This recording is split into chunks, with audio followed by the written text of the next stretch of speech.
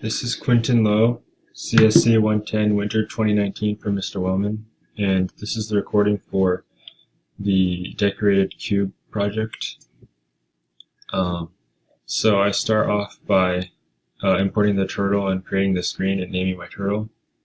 And I set turtle tracer 0 so that I don't have to wait for the animation. And the first function I make is rectangle. The rectangle is color, and width W and height H. And almost all my functions are by default have the turtles pen up. That way I don't have to write pen up all the time. And my last function has turtle pen up at the start. So for this one, I have color here to set to the fill color to whatever is input. And the turtle moves forward and turns right, moves forward and turns left again. This way, at the beginning, when every time this function is used, the rectangle has a small one space area around it of empty space. So I make up for the width and height difference with this here by subtracting 2 from the width and subtracting 2 from the height. And this repeats twice so that it draws all 4 sides. Then it ends fill so that the rectangle is finished drawing, and then it moves back to its original position. So this is the rectangle function. That's a helper function pretty often later on. And so for this one, I draw pattern I. So since it has 2 colors, there's color 1 and color 2, and SC is the size of one little square. And so I use rectangle 3 times to draw this rectangle, and this rectangle. And this is just moving between the rectangles. And I use size as 1 unit, so the distance moved is always size, or size times something. So this would be size times 2 to move from along the side of this rectangle, I think. Yeah. So for lines of I, this only draws one of these, one of pattern I. And this uses pattern I and repeats the function pattern I multiple times to draw this pattern here. And so it uses for loops to repeat pattern I until it finishes this pattern.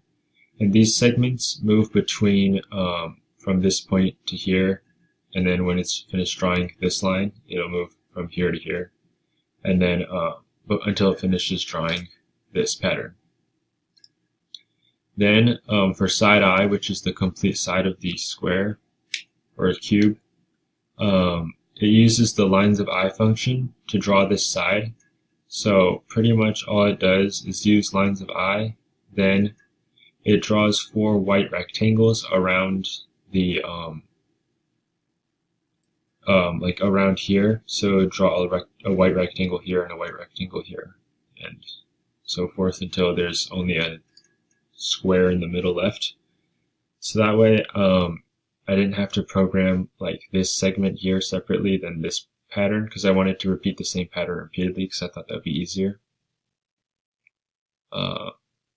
So that's side I. And for pattern K, I made a function for half of pattern K. So that would draw this rectangle, these 5 rectangles. And they're divided up strangely because they're all divided by 5, because there's 5. You can divide this up into 5 segments. So this would be 1 segment, and this would be 2, and this would be 2. And so this uses the rectangle function to draw these. And pattern K uses half of pattern K twice to draw this.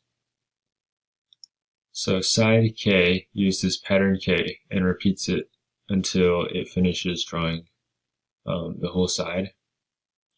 And since pattern K ends where the next one would start, I can just repeat it a bunch of times. And this is moving back from the end here to move back here. So that's side K. And for pattern A, I use the rectangle function 3 times to draw a quarter of the original pattern, which would be these 3 cubes or rectangles. Then I have pattern A be one of these bigger squares, and then side A just repeats that until we get all of this pattern. So this is 4 and 4, and this is also 4 by 4. And this one, since I use this as 1, so this would be half of 1 and 1.5, 2.5, 3.5, and then this last half here. So yeah, these just repeat this and this repeats this until this is finished. And so I have a function called glue tabs, which draws just the tab where I put glue on later. And I have a square function, which just draws an empty square. And I made a separate one instead of using my original rectangle one because that one fills in the square. And I didn't want to fill in the squares with white,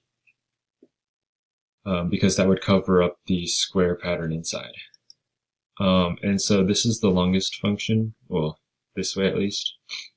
And this draws the outline of the cube cutout. And it uses the glue tab function to draw these segments where we put the glue. And it also uses the square function to draw the squares. And it's just really long because the turtle has to move in between each of the glue tabs and the squares. But yeah, it's just the turtle moving around and drawing the glue tabs and the squares. So the final function is the cube function.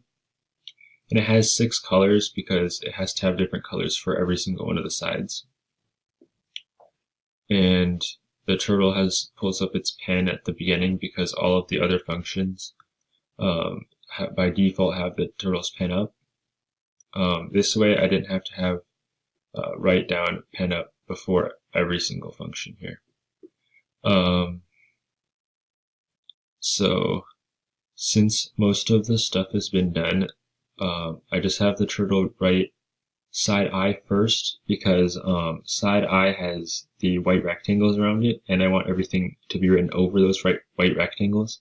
So I do side I first, and color 1, color 2 are swapped as color 2, color 1 here, so that like the black cubes here, or black squares here, are changed to yellow, and the other way around for the smaller ones. And that's done for all the sides.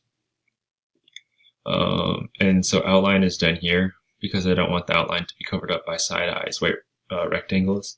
So outline is done here, and that's, like, you can see the edges here.